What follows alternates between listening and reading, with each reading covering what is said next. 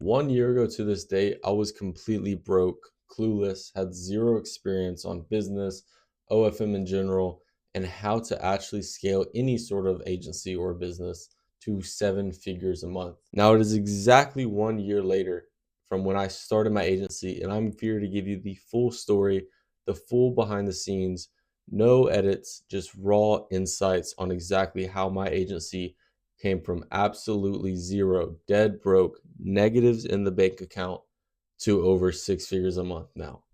So I have a video outline I made on my MacBook. And so that's what I'm going to follow to describe and get every sort of insights and value that I can possibly give to you for absolutely no cost. So this video will cover how we started from scratch, the biggest mistakes we made in the beginning, how we signed our first models, how we scaled with automation, hiring, and systems, and advice for agency owners trying to hit their first 10K per month. So a couple quick things before the video that you need to understand is this is not a get rich quick scheme. This is just a real journey, no fluff, no BS, just straight raw insights. So without further ado, let's get into chapter 1. So the beginning, April 2024. It's April 8th, I believe, and I want to make a new business. To flash back just a couple, 2, 3 months behind, I had around $10,000 in my bank account from a reselling Discord server that me and my business partner made. And that summer, we blew all of that money on partying, on drinking, anything that you could think of that was luxury, expensive, new. Basically, I could now unlock this with my new money. We did it and we had fucking fun doing it. However, we are now dead broke. It's April 8th around, I'd say 8, 9, 10 p.m. And we realized we need to come up with a new business because the server is dead. This is making no money. And we now have almost $0. I personally have negative $100 in my bank account. So we need to figure out what went wrong with the past business. How are we going to alter that into this business? And what is actually going to last in the long term? And that's where OFM came in. We saw it in a YouTube video. We realized this is it. This is the best thing we ever did. It. This could actually be our thing. So we invested in it, right? We realized that we needed to build this real business and actually start something. But there was a couple of issues right out of the gate. We didn't have a clue what we were doing. We didn't know what chatting was. We didn't know what any of these special words that these agency owners are using. And if you're one of those people watching the same boat, please don't be intimidated by it. It's just a bunch of things that once you hear it once and get explained to, it's fully understandable. So our days consisted of research, trial and error, and failing constantly. This led to financial issues and a huge lack of models and lack of knowledge. Now, when we realized we actually knew what we were doing, kind of understood the assignment, after about 4 weeks, we needed to sign our first model. So that is exactly what we did. 1,000 cold DMs on Instagram right off the bat and 0 replies. We thought it was a dud. We thought the Instagram is dead. We suck. We sent 1,000 DMs, tried 3 different templates for those DMs, went to high quality prospects and leads, and none of it worked. Now, we gave it one last shot and said for 2 more days, we're going to spend 3 hours every other hour and just send DMs, right? We're just going to, it was a weekend. We had all day to do it. And we sent around, I think as a team, 700 DMs that day. And out of pure luck or anything, I don't know what it was, but by the gods, we signed our first model. Well, we didn't sign, but she replied to us, right? It was actually her husband. And the challenge of working with this girl is she was Italian. She knew 0 English. She didn't know what she was doing. She had worked with one agency before, but had got scammed. She's very hesitant on working with an agency, but her husband convinced her to do it. And that's how we signed her. So the mistakes that we made with our first model, and a lot of agency owners do, is they make empty promises, right? It's like, hey, I can scale you to 10K in 7 days, or maybe not that extreme, but they make these promises on the fact that they're betting on that it's going to happen, but they're not entirely % sure. So We were behind 24/7 because of this. We always were just in arguments with the model. It was a terrible relationship. We ghosted her for a couple of days. It was just, we were a terrible agency to say the least, right? So she left, and we really realized after this we needed to get our hands dirty instead of just trying to come up with these perfect systems. So we needed to actually get in the depth. We needed to stop worrying about everything that, oh, what if it wasn't perfect, or oh, what if she doesn't do exactly this? Like, just stop worrying. I promise you, if you just stop thinking about it, don't stop being critical, but if you just stop thinking about it, you just get in there and you start posting. You start trying out new strategies. Even if you think the strategy, is not great, even if you think your system may not work the most efficient way, just try it. See what happens. See if it does anything. Because if it doesn't, you're at the same spot you were now. You maybe just wasted a day or two or a week, whatever. But if it works, you're in a 10 times better spot than you were now. So just try it. This was our biggest issue that we had, and we just needed to try things. It was just a simple fact that we were scared, and we just needed to stop holding our nuts and actually just get in the game and sign more models and just get more experience hands on. So the Italian model actually dropped us, totally forgot about us. Luckily, by the grace of God, paid our debts. So the 50% that she owed us, she paid it. It was around $3,000. We scaled her, but she was already up around that $12,000, $13,000 a month mark. But we needed to now learn marketing because we have a new problem on our hands. We didn't do this last model good, and we need to do the next models even better. So how are we going to do that? So we spent entire, I think, 2 weeks it was, just researching and researching. And after that, we realized, or not we realized, but we told ourselves that we were going to just dive in. After this 2 weeks, no more sitting around was going to be done. And it was all just going to be manual and actual smart work leading to profit, right? So this is where most agency owners will fail.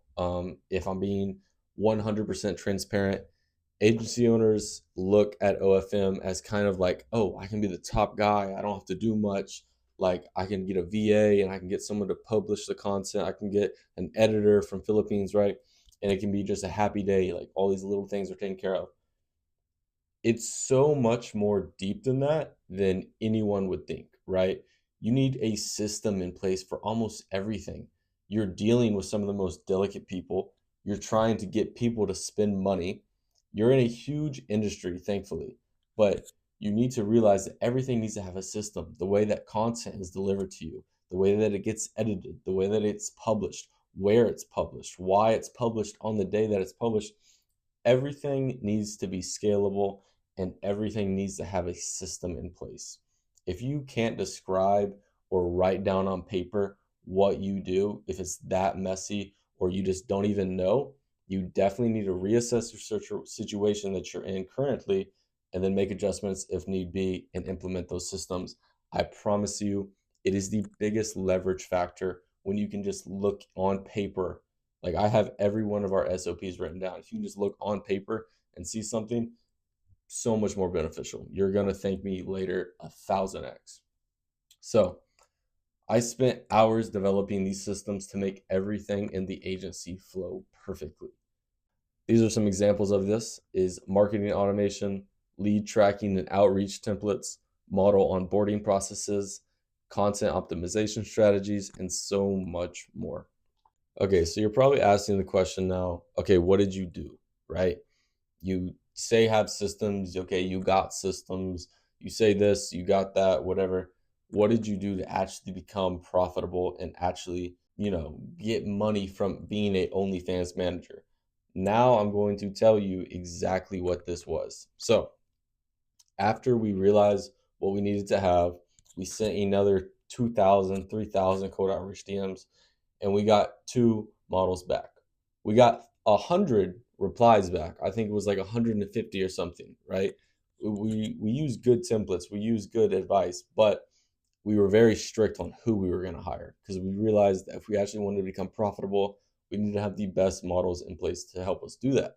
So, excuse me.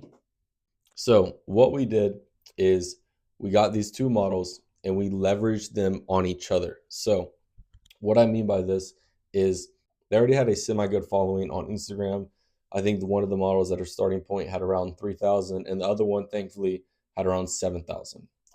Neither were posting reels. It was just because they were attractive and they were good looking models from the US. One was from Florida and one was from New York. Now, keep this in mind. When I say leveraging, I quite literally mean we leverage the models against each other. So as we were scaling them with our systems and using your marketing agency, so to apply it to a OnlyFans agency, so to apply it to OnlyFans manager, we just implemented our normal traffic sources and did our normal traffic procedures to actually get fans from point A to point B. But while we were doing this, we were kind of creating a collaborative like beef between the two creators, and this became inside of their micro niche pretty popular. They were both not in the GND niche, but in a kind of smaller micro niche. So if you were a part of this, or if you were a fan that was going to spend a lot of money, you knew who both of these creators were. And that was our plan. That is exactly what we wanted to happen. So when we were leveraging these two models, we realized this was working great. This is awesome. And then it all came crashing down. All of a sudden, the chatting got terrible because it was just too much traffic coming in. Our chatters weren't that experienced. Everything was just kind of going to hell. We were having too much publishing content. We couldn't catch up on the editing. It was just an awful mess. And it was only me and Clay running it, handling two models and a full entourage of chatting, right? So this is where we expanded and we realized we needed to do hiring. So we spent the next 2-3 months networking, right? Just spending solid time networking, getting to know people, getting to know other agency owners, and eventually picked our few cherries and made our team. We got a director, we got a relationship manager, we got supervisors, and most importantly of all, we created a reliable and trustworthy chatting team that none of them had experience. They were all, luckily from America though, however, had a bunch of free time, and we trained these chatters from the ground up, right? But now they are reliable, they are trustworthy, and they trust us as an agency to pay them on a daily. And it's a beautiful thing when you have a team that trusts you. It's super easy to leverage and actually get profits from just having a good team in place. So now that we had two models, we were making steady income. Me and Clay were both around $4,000 to $5,000 a month, I think. This was before we hired the team. But once we hired the team, we were worried about making less money. And it's true. The first month we made substantially less money. I think we made around $3,000 combined. So this was around 1,700 to me and around 1,300 to Clay. And this was disappointing for the both of us, but we knew deep down that if we had this team in place, it would eventually pick up for the best of us if we were paying out our team and our business first before ourselves. So we took a step back and let it just run its course. We continued our hard work, we continued our outreach, and we just kept going, trusting the process. Eventually, by month, the paychecks got bigger until, as a company, we started hitting consistent six figures. Now, I was not taking in six figures a month, nor was Clay, but the company itself was doing six figures numbers every single month consistently. And this is the way it's been for the past 2 months. We are currently managing 8 models. We have a team of 5, besides chatters, VAs, and all of that. And our monthly revenue is always growing. But the truth is, it's entirely up to you. As an agency owner, you should realize that other agency owners are not going to give away their traffic, their systems, anything like that. If a guru online is telling you that, they're simply lying or just wanting money out of you for something that they've built and shared with others. So why would you want something that's not even yours? What I'm trying to say is you need to be able to be comfortable to delete, to change, to edit any sort of part or bit in your business for the rest of his existence. And I know it might be so hard. Trust me, I've looked at Miro boards that I've created, spent 15 hours on, and in the next 3 months, I'm like, this doesn't even work anymore. And it's terrible. It's a terrible experience. But to actually be profitable, you have to forget about what I think of as little things now, like 15 hours of work on a Miro board, to actually what matters, which is making money.